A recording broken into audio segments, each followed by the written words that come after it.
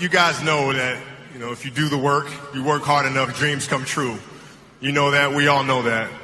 But hopefully what you get from tonight is the understanding that those times when you get up early and you work hard, those times when you stay up late and you work hard, those times when you don't feel like working, you're too tired, you don't want to push yourself, but you do it anyway.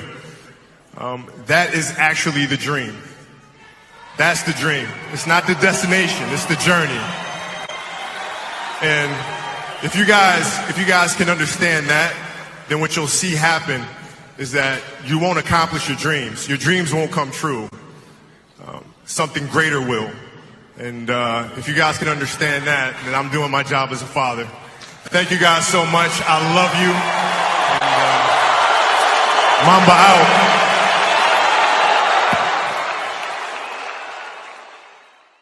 When Kobe Bryant died a few days ago, I felt the need to learn from him, because it was the first time in my life that I was truly affected by the death of someone I didn't know.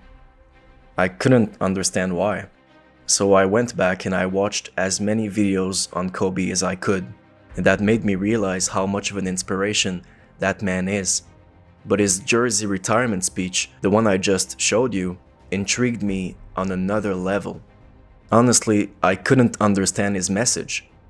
Kobe was addressing his family directly, and it seemed like it was the most important thing that he could transmit to his kids. That message clearly meant the world to him, and I felt a strong need to understand its meaning. So I tried. I started from the hard work concept, because it is always central in Kobe Bryant's messages, and then I asked myself, what comes from hard work? Well, hard work can bring you victory, accomplishments, achievements.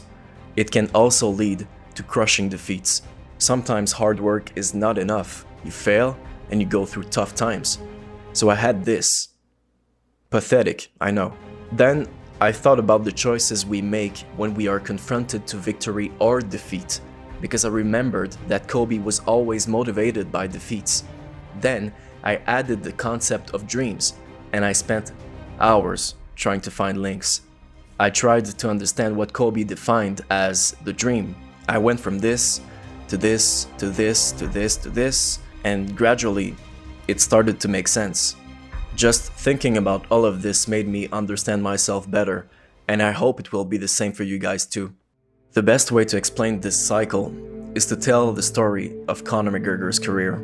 It's the best way for two reasons. One, you guys all know him. And two, he publicly went through all the steps of the cycle. So let's get right into it. Conor McGregor was born in Ireland. After a while, he felt the need to defend himself, and one day, that desire forged a dream, being a professional fighter, more specifically in the UFC. I'm an up-and-coming fighter, and without a doubt you will see me on the UFC in the near future, without a doubt. My dream is to be world lightweight champion in the UFC, have more money than I know what to do with, and have a great life for my kids, my grandkids. It's all I do. I train twice a day. It's all I think about. I don't want to do anything else. It's as simple as that. Tons of hard work were invested, and every MMA victory led to the next one. After each success, Conor made the decision to get back to hard work, fueled by the dream he still hadn't seen come true, the UFC. To achieve that goal, he became a two-weight division champion in the Cage Warriors organization. He thought that was it. He was going to receive a call from Dana and he was going to become a UFC fighter. But life hit him the hard way. No call from Dana White. Bad defeat. There's many ups and downs in the fight game. There's many times you have these conversations where you want to do it, you don't want to do it. I was already a two-weight world champion in my previous organization. I held a featherweight belt and I held a lightweight belt. But as you know, outside of the UFC, it is not financially secure. So I was unsure of what to do, and a long-time teammate of mine had got some bad news from too many wars inside the octagon. So, I sat back, and the UFC had not called at this stage, but I had 2 gold belts wrapped around my waist, and I was thinking, I don't think I want to do this, maybe this is not for me. Instead of going back to hard work, he went into self-pity and stepped away from his dreams. So I sat back and I had essentially walked away from the sport, and I was out of the gym for maybe 3-4 weeks, and then I was sitting in my friend's car at one stage and the phone rang. It was from Iceland. My coach John Kavanagh was in Iceland with my teammate Gunnar, who was preparing to fight, and the phone kept ringing and ringing, and my friend in the car said, just answer the thing. I says, I'm not answering the thing because it's going to be a fight. We're going to be arguing over something, so I'm just going to leave it and just forget about it. So it kept ringing, so I said, I will answer it. How do you feel about making your UFC debut in 9 weeks in Sweden? Massive victory. That call may have seemed like a life intervention, but in reality, the hard work previously invested by Conor got him that huge accomplishment. This is what they call the law of attraction. If you work hard enough for it, sometimes life gets you a boost. And from that victory... And then I put the phone down, and I just said, I just had a long conversation with myself and said, some people's journeys are meant to go, some people's journeys are meant to go other ways, but this is my destiny now. And that's when I said, I will give this everything. Conor McGregor made the decision to go back to dedicated work, fueled by his dreams of grandeur. What followed was an unprecedented run of success. But what comes up must come down, and eventually, Conor suffered his first defeat in the UFC.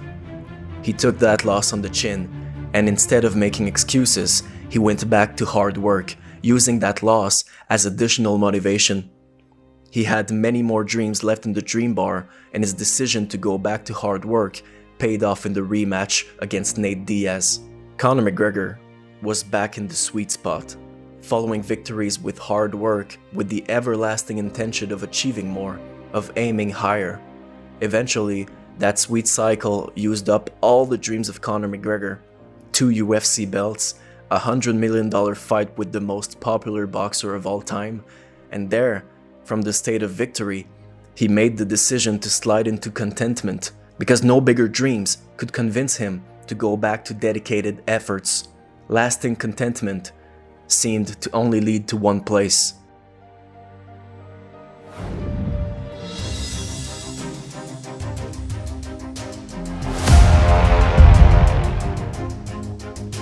What was it that put you in the bad spot? I achieved it all, right? One day, Conor McGregor suffered a massive defeat. Not his loss to Khabib, not his loss of money, but the loss of respect and admiration from his own fans, myself included. From defeat, Conor McGregor finally made the right choice and decided to go back to hard work. But what would be the dreams to support that decision? I must get my head screwed on and just get back in the game and fight for redemption, retribution, respect, the things that made me the man I am, and that's what I will do. That dream would fuel Conor's decision, and again, his hard work paid off with an impressive victory against Donald Cerrone. And from his reaction, it's safe to say that he's back in the sweet cycle. It reminded me of his reaction after the Chad Mendes fight. So happy about the win while still looking ahead to the next step. It looks like right now, his new goals will help him get through hard work, and hopefully he won't slide into contentment anytime soon. Now, that doesn't mean he won't lose his next fight, but he seems to be back in the cycle you want to be in. My night, but I'm no different than, you know what I mean? All I did was just put in the work, and that's it. If each one of us put in the work that we know we should do, we know what the work is we need to do, it's just sometimes you don't do it. You know when you say, okay, I gotta do this, and you know you gotta do it, and then you don't do it. That's like a defeat. That's Conor McGregor's story so far, but what's gonna happen at the end of his career, or when his dream bar runs out? How is he gonna avoid contentment? Well, who could be a better example than Kobe Bryant? For about 20 years, that man had one focus, being the best basketball player that he could be. But he was able to progressively shift his focus from being a legendary 5 championship winner to being an inspiration for his family and for the world. He got an Oscar, goddammit. Who does that? Kobe Bryant had insane work ethic. We all know that. He consistently worked hard, and when he was confronted to victory or defeat, he consistently chose to go back to hard work, finding the motivation in his unaccomplished dreams. But when the dream bar started to get empty, Kobe filled it up with new challenges and managed to inspire so many people in the process. After all, when it comes to getting what you truly want, you only control 4 things. 1. Your reaction to defeat. 2. Your reaction to victory. 3. The level of commitment to hard work. And 4. You need to constantly update your dreams.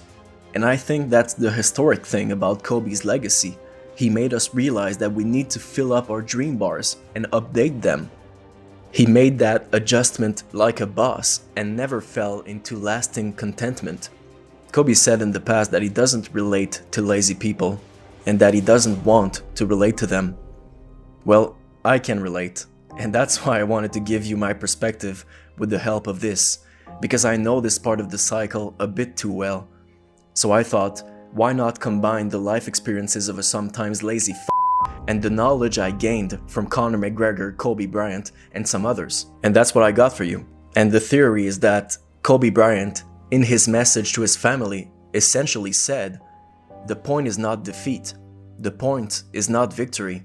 It's about pushing yourself and coming back to hard work for something you truly want, in bad times and also in good times.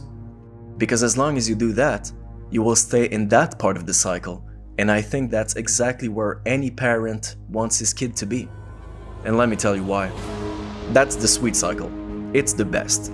It's when you go from working hard to achieving something while dreams and hard work are still lying ahead. Let me give you an example. A team works hard, scores a last-minute goal that sends them into extra time.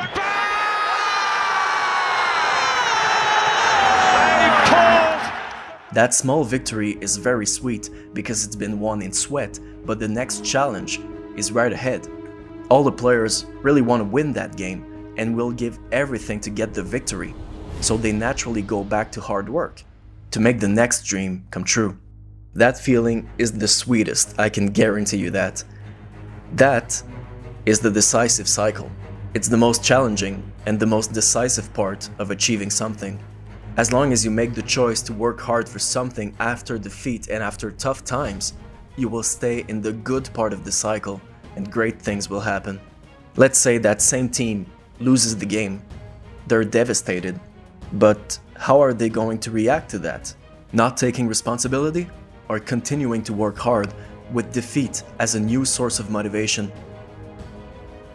And the thing about the decisive cycle is, if you make the right choice, it makes everything in the sweet cycle even sweeter. But if you make the wrong choice, you fall into the dead-end cycle, because self-pity and excuses only lead to defeat and tough times. There is no way out of this cycle unless you make the right choice to go from defeat back to hard work. And if you don't, and you decide to feel sorry for yourself, you are in a dead end. We all have at least one friend like that. We've all been there, but some people live in that particular cycle. And if you think about it, you'll realize those people normally lack confidence, because you can remain confident everywhere in the cycle except self-pity. Of course, that part is overconfidence, but you understand the point. The dead-end cycle is definitely not where you want to be, because it will only give you more tough times. And finally, there's the satisfaction cycle. It's very easy to slide into it, believe me, I'm an expert at this one. It's the cycle Conor McGregor was in when he had accomplished all of his dreams. Instead of going back to hard work through new dreams, he slid into contentment. And as you saw, it only leads to tough times. Personally, I go through that cycle every day. If I achieve something, like finishing an exam, I feel like I've done it all for the day, and I avoid hard work for the rest of it. And you know where that decision leads me. The greatest example for the satisfaction cycle is a lottery winner. Life comes in with a huge victory, but if the wrong choice is made, if you have nothing in your dream bar anymore, your only choice is to go there. Well, Kobe was a master at not falling into that cycle. A freaking master. Going back to hard work no matter what, because he wanted to stay in those sweet and decisive cycles, right where he wanted his kids to be. And when everything was accomplished, he aimed higher and went back to hard work. Anyways, if you're still watching, there's a couple of things I want you to understand about this cycle before I let you go. The goal is not to always be in that part of the cycle. It's impossible. The goal is to be in it as often as possible, as soon as possible, whatever that means for you. And of course, these are just abstract concepts. You can be in the sweet cycle at work, in the decisive cycle at home, in the dead-end cycle in your social life, and in the satisfaction cycle in your nutrition. It's possible that you can go through the whole cycle every minute of your life. The things you can control, however, are what you truly want to accomplish and how quickly can you turn all of it back around to hard work. And that's it. Try to think about something you truly want. Your actual dream, not something you want to be your dream. It could be a promotion, it could be a good relationship, your kid's happiness, a burger, whatever. Then try to determine where you are in that cycle and write your story in the comments. Also, try to think about a time when life hit you with a massive victory or a massive defeat. Think about the choice you made after that. How did you react to water damage in your home? How did you react to cancer? What did you choose to do when you met the love of your life? Think about these things and all the different roads that we might take in our life. I didn't understand it before, but with Kobe's help, I think I do now. It's really about the journey. That is actually the dream. Of course, it's a freaking drawing made by a normal dude in his 20s, but that's how I understood Kobe's message. And honestly, I think that message will change my life. Kobe Bryant brought so much to the world, and his legacy will never be forgotten. He led by example his whole life, particularly as the years went on. But the one thing he wanted his daughters to remember might be the most important example of them all. Kobe said that the most important thing is to try and inspire people so that they can be great in whatever it is they want to do. Well, Mr. Bryant, in your honor, that's what I'm trying to do today. Guys, thank you so much for watching. Stay in that cycle, and I'll try and do the same.